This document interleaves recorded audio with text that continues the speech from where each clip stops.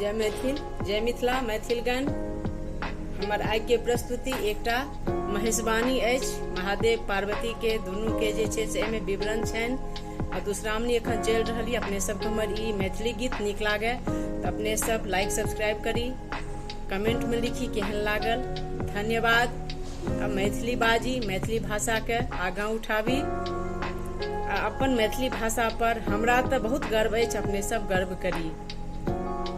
हम न बियाहब बूढ़ा, हम न बियाहब बूढ़ा, भंगिया भिखारी धिया कोना रहती हो, कोना बसती।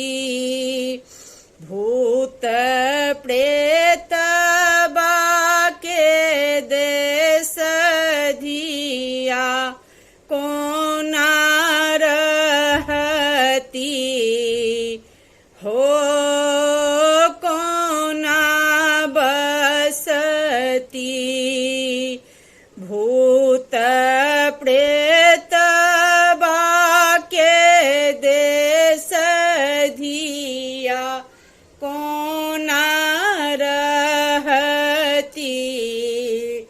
हो, कोना बसती।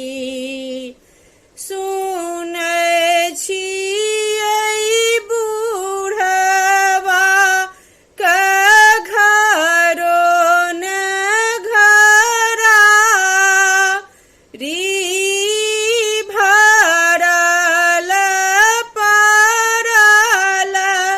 छानी से हो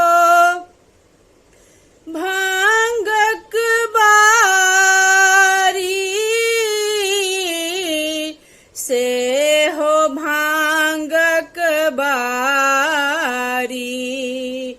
नबल बिकट जटा, नबल बिकट जटा, शीस गंगाधार कोना डूबी मरती